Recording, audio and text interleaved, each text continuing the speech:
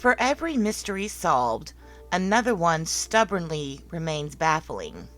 UFO and Bigfoot sightings, theories about what the heck Area 52 is, are always puzzling, but you can probably live comfortably without closure on these enigmas. Other mysteries, however, are more unsettling, such as slayings with no suspects, mysterious deaths that just don't add up, and individuals who vanish without a trace. These stories are unbelievable, fascinating, and intriguing, and will definitely make you feel a little more uncomfortable. If you're looking for happy endings, you'll want to go elsewhere. If you like true stories of the macabre, strange, and paranormal, then please click on that subscribe button and ring that notification bell so you can be notified every time a new episode of Grim Events is uploaded. Without further ado, I give you unsolved mysteries that make us just a little uncomfortable.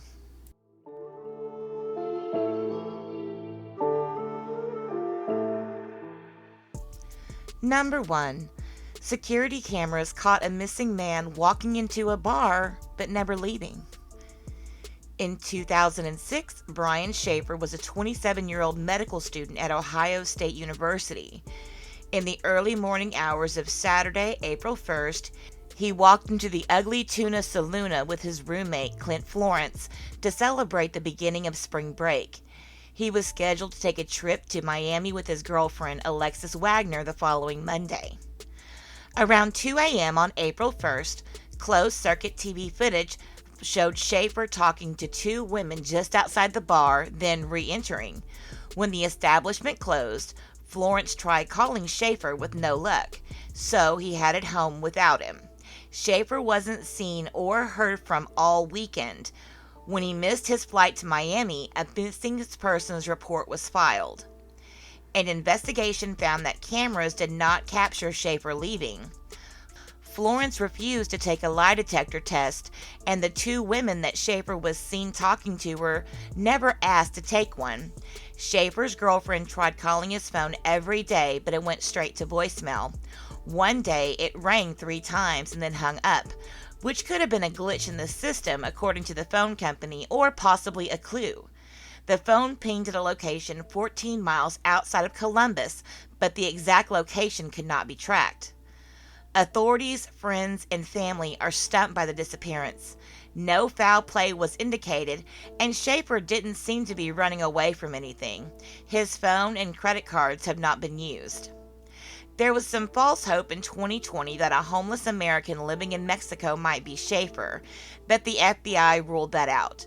Schaefer's younger brother, his only surviving family, still hopes for a break in the case of his disappearance.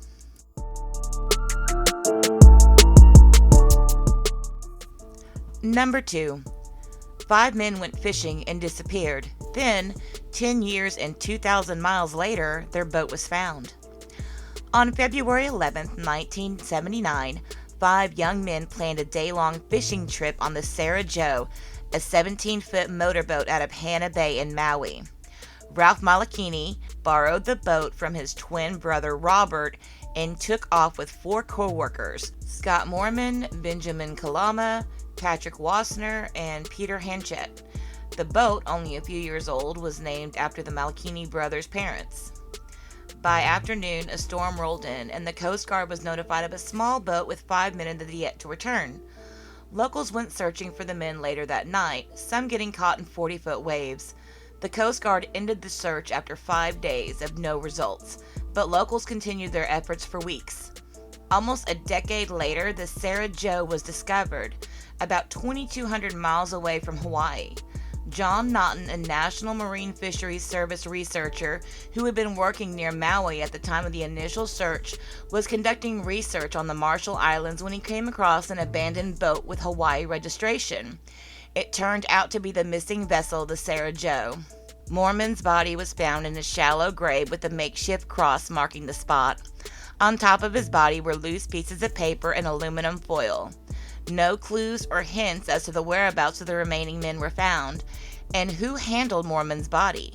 One hypothesis is that Chinese fishermen stumbled upon Mormon's body and, following Chinese custom, buried him with small pieces of paper separated by foil to bring good fortune in the next life.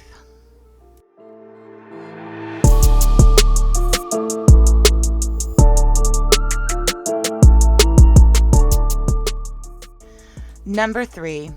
The death of Edgar Allan Poe remains a mystery.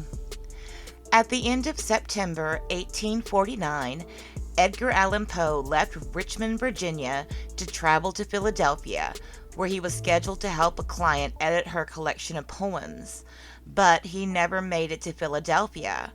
After Poe had not been seen or heard from for 5 days, Joseph Walker, who worked with the Baltimore Sun, found the writer in a disorderly state in the street gutter in Baltimore.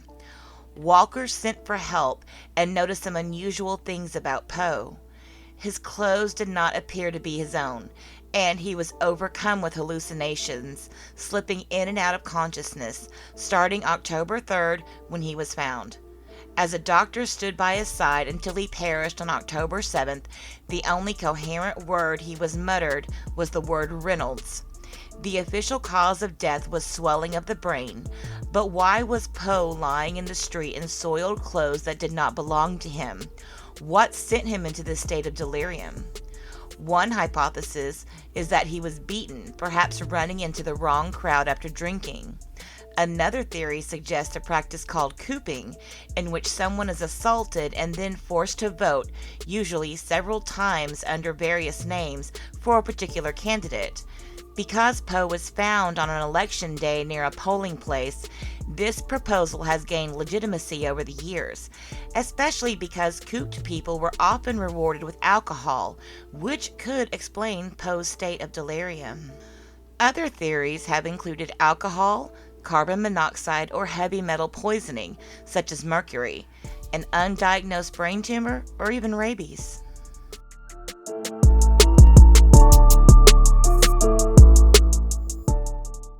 Number 4. A mysterious death in England led many to believe in extraterrestrial activity. In June 1980, coal miner Zygmunt Adminski of Tingley, England, mysteriously disappeared while he was out getting groceries. After 5 days, the 56-year-old's body was found in a coal yard 20 miles away from where he lived. Many things about Adminski's body were strange. First, he had fresh but haphazard haircut. His watch, wallet, and shirt were missing, but he was otherwise still dressed in a suit. He had odd burn marks on the back of his neck, covered in unidentifiable substance. His face had a look of pure terror. No cause could be determined. The lack of answers led to some wild theories, from a KGB hit to a lightning strike to alien abduction. The theory of extraterrestrial involvement was fueled when the police officer who found Adminski, Allan Godfrey, later alleged under hypnosis that he too encountered a UFO at the same location.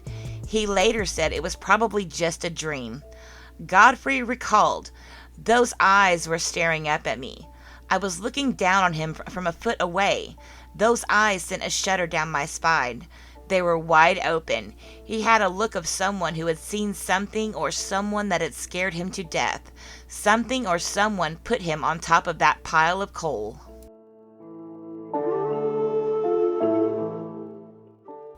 Number 5.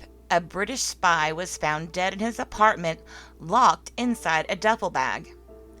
Gareth Williams was a 31-year-old MI6 officer in 2010 when he was found slain, bound, and undressed inside a zipped duffel bag. The bag was locked from the outside, but the key was inside next to Williams' body. A mobile phone that had been wiped clean, 2 SIM cards, a pile of cash, and more than $20,000 in high-end women's clothes were found in his apartment in the neighborhood of London. The medical examiner said someone else was more than likely involved in Williams's demise, but gave no more details. Some suggest that police botched the case early on. As of June 2021, DNA taken from the scene was slated to be analyzed using advanced DNA profiling techniques. One theory, given Williams' line of work, is that he was taken out by Russians. A Russian Secret Service agent even admitted that Williams had been poisoned to prevent the British man from revealing information he had about a Russian spy. Others speculate that Williams perished during a bondage game with a partner who fled when things went wrong. A final theory posts that Williams was experimenting with erotic asphyxiation and accidentally ended his own life. No fingerprints were found on the duffel bag zipper or lock, or on the bathtub where the bag was found, leading investigators to believe that even if Williams had gotten into the bag of his own accord, somebody stayed behind to clean up the scene. Also, semen belonging to Williams was found on the bathroom floor, but a towel found in the kitchen had semen from an unidentified individual. Despite all the theories, there are no suspects and no leads into what really happened. Number 6. The wife of the leader of the Church of Scientology has not been seen in public since 2007. In 2007, the Great Recession began. The first iPhone was announced, and the final Harry Potter book was published. It was also the last year that Shelly Miscavige was seen in public.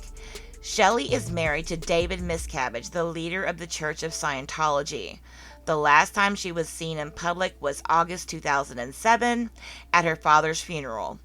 According to the former Scientology members, such as actress Leah Remini, David is purposely keeping his wife out of the public's eye. Remini is covered the disappearance on her documentary show Leah Remini, Scientology and the Aftermath. According to one former church official, Shelly said David was losing it shortly before she disappeared from public view. In 2013, Remini filed a missing persons report, but the Los Angeles Police Department dismissed it. The Church of Scientology disputed the allegations that Shelly was being held against her will and did not provide any information about her whereabouts.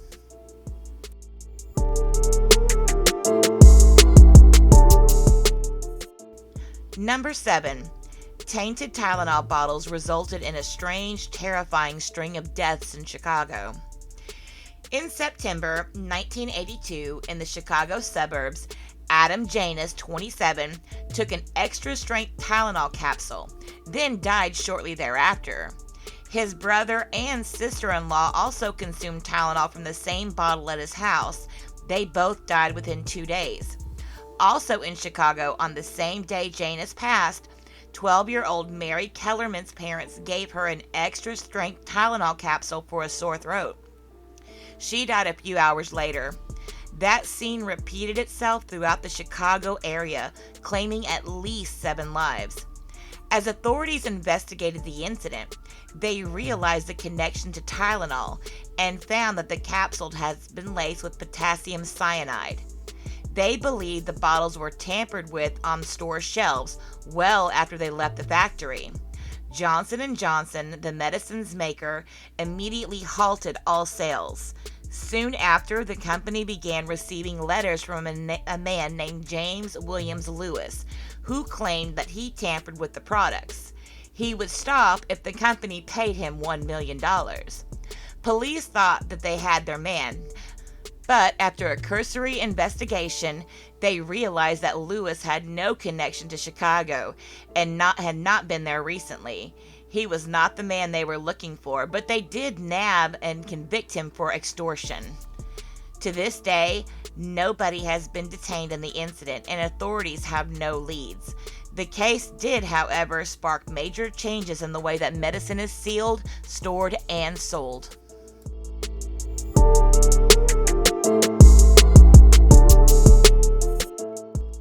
Number 8. 8 people were killed in a bed in Villisca, Iowa, and no suspect was ever convicted.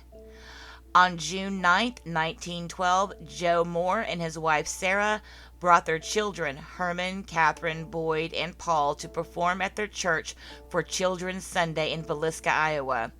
Accompanying them and staying the night at the Moore home were the children's friends Lena and Ina Stillinger.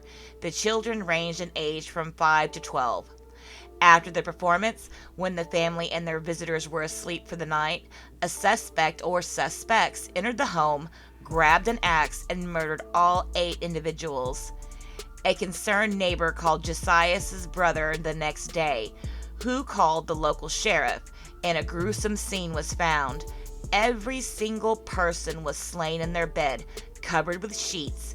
The axe was left partially clean and leaning against a door.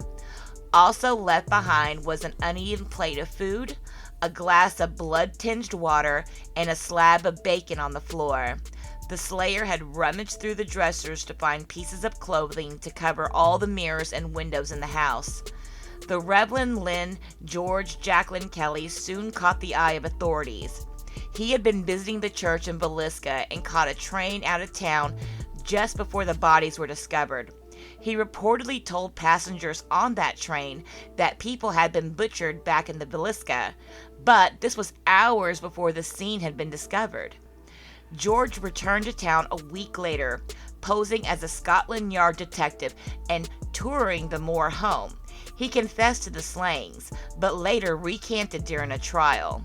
The trial resulted in a hung jury, and a second jury acquitted him. No other suspects has been apprehended or identified by authorities. Also, it's one of the most haunted places for those of you ghost hunting enthusiasts. It can be rented out for overnight stays to conduct paranormal investigations.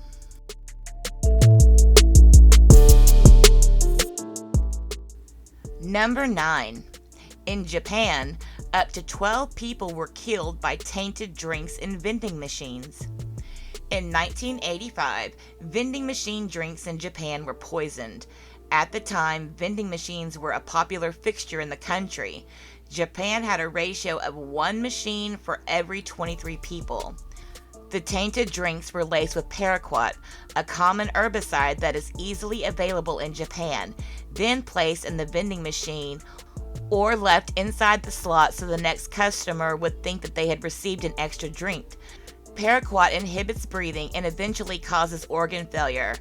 Just as mysteriously as the contamination started, they stopped the same year. At least 10 and as many as 12 people were dead, and more than 30 got sick but recovered. It's believed that one person, dubbed the vending machine killer, was the culprit, but authorities have never figured out that person's identity.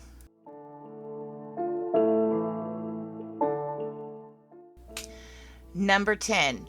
An unsolved case in Australia involves an unidentified man, no known weapon, and an unknown cause of death. In December 1948, a body was found on a beach in the city of Adelaide, South Australia. There was no apparent cause and no clues about the person's identity. Australia became obsessed with what became known as the Somerton Beach Mystery, or the Enigma of the Unknown Man. Beachgoers had seen a seemingly smartly dressed man on Somerton Beach on the evening of November 30th. He seemed to be resting with his legs outstretched, ankles crossed, and head against the seawall. Most assumed he was drunk.